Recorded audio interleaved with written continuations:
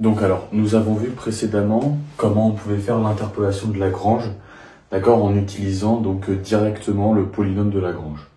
Maintenant, on peut le faire en passant par en faisant une seconde technique qui est les différences divisées. Cette technique, en fait, elle va utiliser un tableau qui, en fait, sera extrêmement simple, d'accord, de rajouter des points en plus, d'accord? Parce qu'en fait, avec ce tableau, on peut rajouter, par exemple, un point x3, y3, et puis un truc. Et donc, en fait, il est beaucoup plus simple pour l'interpolation de Lagrange, si vous voulez rajouter des points, de passer par cette technique, d'accord, que de faire l'interpolation en passant directement par le polynôme, parce qu'à chaque fois, il faut refaire tous les calculs qui est extrêmement long. Donc en fait, on va voir, donc comme dans l'exemple précédent, j'ai pris les mêmes points, d'accord, donc 1, 2, 2, 3 et 5, 0. Et en fait, on va voir via cette technique comment on retombe sur le polynôme qu'on a trouvé. Donc, en fait, cette technique va utiliser un tableau. Ce tableau, il est là, que je vais refaire petit à petit, ici.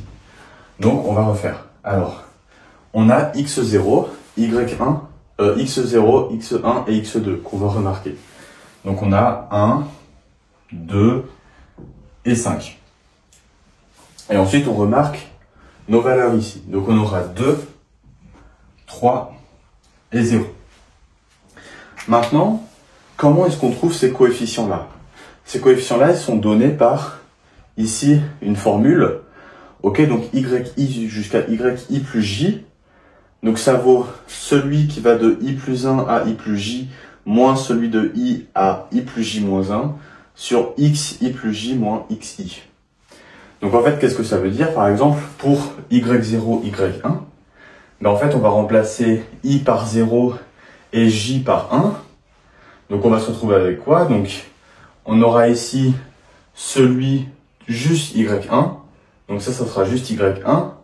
Ça sera juste y0, d'accord? Parce que ici, ça vaudra 0, donc c'est juste y0 sur x1 moins x0. D'accord? Donc celui-là, ça revient à faire le calcul y1 moins y0 sur x1 moins x0. D'accord? Donc on va faire le calcul ici. Alors, y1 c'est 3, d'accord? y1 c'est 3, donc ça va faire 3 moins y0, donc moins 2, sur x1 moins x0. Donc sur 2 moins 1, donc sur 1. 3 moins 2 ça fait 1, bon voilà, ça fait 1. Donc ce coefficient il vaut 1. On va faire pareil pour les autres. Donc celui-là, si on regarde nos termes, i il vaut 1 et j il vaut 1.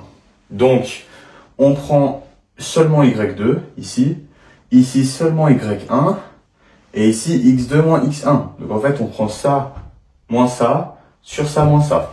En fait vous voyez que c'est exactement pareil, on prend toujours l'élément à gauche moins celui au-dessus. Pour le terme là vous allez voir que c'est différent, mais pour les termes en y c'est toujours celui de gauche moins celui du dessus.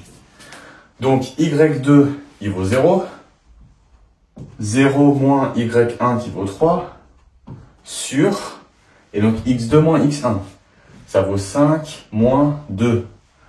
5 moins 2, ça vaut quoi? Ça vaut 3.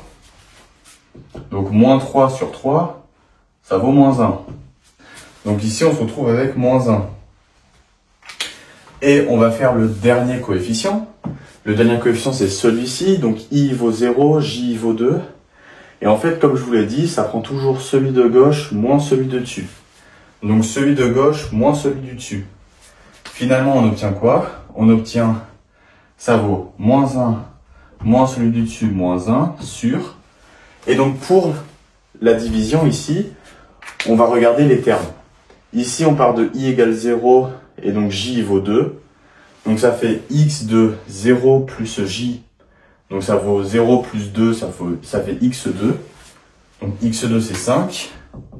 Moins i vaut 0, donc x0. Moins 1. Finalement ça vaut moins 2 sur 5 moins 1, ça vaut 4. Et donc ça vaut moins 1 demi. Et donc ici on a le dernier terme, moins 1 demi.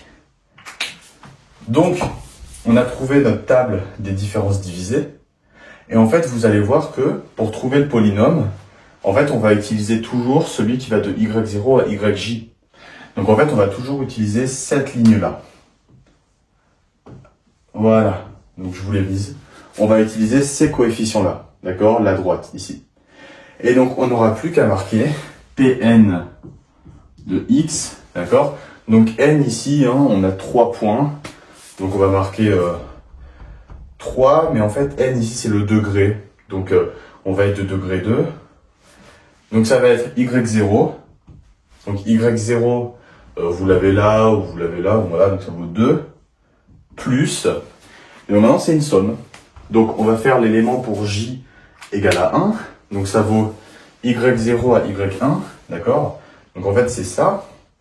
Donc plus une fois. Et donc une fois quoi? Ici ça va être le polynôme nodal, d'accord. Donc x moins x0. Donc x0 c'est 1, donc c'est x moins 1. Et ça va jusqu'à j égale à 1, d'accord. Mais comme ici on est en j-1, la borne limite, j-1 ça fait 1 moins 1, 0, donc en fait on s'arrête déjà à ce terme-là. Et donc plus, donc pourquoi je mets plus? En fait ici c'est moins 1,5, d'accord, donc on prend ce coefficient-là, moins 1,5. Ok, c'est bien le terme qui va y0, y1, y2, d'accord, parce qu'on est en j égale à 2, donc c'est lui, moins 1,5, fois, donc x moins x0, donc x0 c'est 1, donc x moins 1, et x moins x1, donc ça fait x moins x1 qui vaut 2. Voilà. Et on s'arrête là parce que j vaut 2, et donc on est arrivé à la fin. Et donc maintenant, en fait, on n'a plus qu'à développer ça.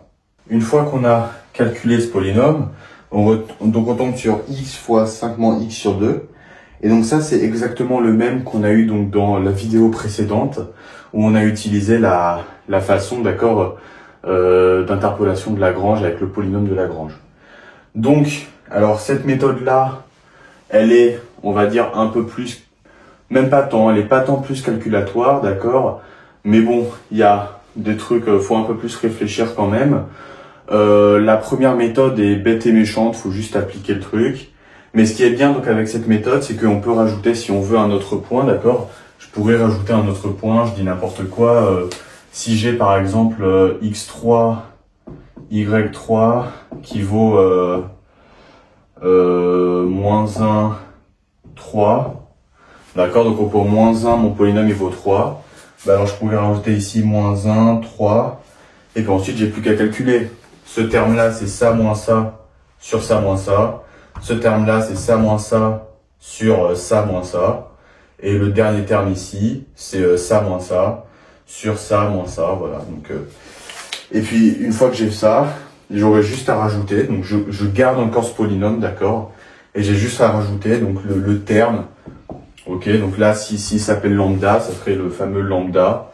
Et après, j'aurai donc x moins 1, x moins 2, x moins 5. D'accord, parce que c'était 5 ici, d'accord. Voilà. Et donc là, en fait, j'aurais plus qu'à prendre le résultat que j'avais là, donc celui-là, et lui ajouter, en fait, donc c'est équivalent à ajouter ici, lambda x moins 1, x moins 2, x moins 5. Ok. Et donc, en fait, cette façon-là, d'accord, des différences divisées, est beaucoup plus simple, en fait, à partir du moment où vous avez déjà votre polynôme, pour rajouter, d'accord? Voilà. Donc bon, j'espère que vous aurez compris vraiment l'interpolation de Lagrange. Et puis on se voit pour une prochaine vidéo.